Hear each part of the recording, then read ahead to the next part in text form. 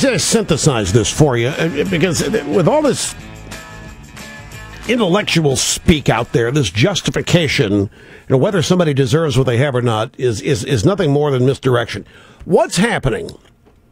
What's happening right before your eyes, and what Obama meant to say, what he was saying in Roanoke, Virginia, is very simple, and it can be boiled down in a couple of sentences. What he is doing is socializing private sector profits. If he can socialize if he can claim that the government owns private sector profit because the profit wouldn't have happened without government, then it strengthens his claim on those profits and on wages, by the way. Makes his claim stronger. It gives him the right to raise taxes on what is rightfully government's, because government created it. When he's out there telling small business people, you didn't make that, you didn't create that, you didn't make that happen, he is not talking about roads and bridges. He is talking about your business. In his view, what he's attempting to do is tell as many Americans as he can make believe it.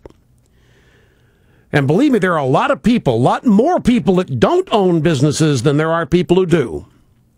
So he's targeting the people that don't own businesses. That's the bigger number. And the more of those people he can convince that the business owner, the boss, the successful person doesn't deserve it because he couldn't have done what he did without the government or those other people making it possible by paying taxes for the stupid roads and stupid bridges, then he strengthens his claim on that money with those people. So when he says we need to raise taxes on the rich and on the 1%, he says, well, these other people are supposed to say, yeah, because it's not even yours anyway. He knows exactly what he's doing. He's saying exactly what he means to say. Now, in this case, he didn't mean to say it now. He went off prompter, and he gave us a glimpse of the guy behind the mask. He told us who he really is. That's the big mistake. That's what the left has to cover up. That's why we got all this gobbledygook on philosophy and what he really meant and how we're not strong enough, smart enough to keep up with him. But he's making a claim on every dollar of profit in this country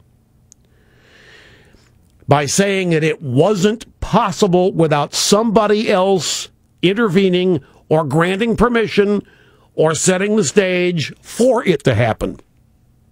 And in his world, that entity that does that is government. So he's trying to wipe out this whole notion of hard work, the whole notion of what someone deserves and why. Because no one deserves anything. The government makes it all possible. And because the government is filled with mean Republicans and stuff, they've picked the rich as their friends. And they've chosen the rich to be the winners in these decisions of who gets what. All money is Obama's.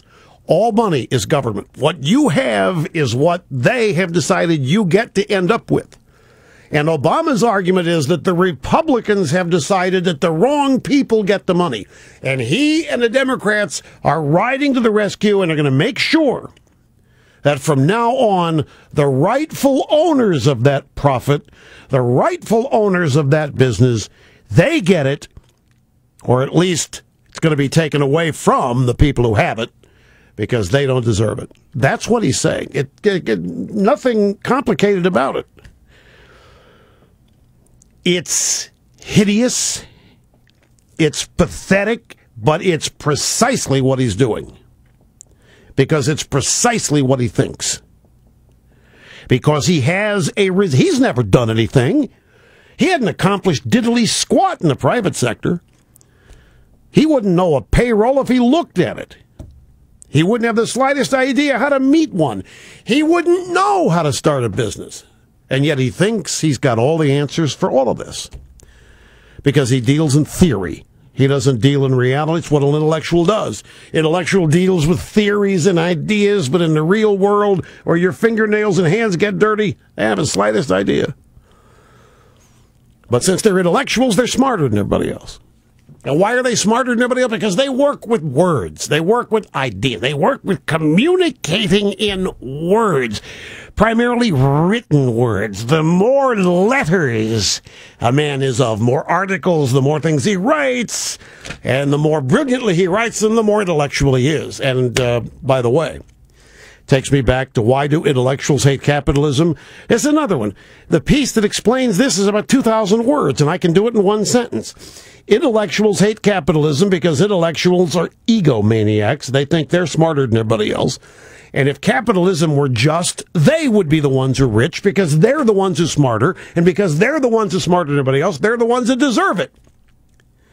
But capitalism hasn't seen fit to reward college professors and academics with billionaire status. And so there's something wrong with capitalism. It's pure ego, folks. Nothing more than that. It's not hard to understand.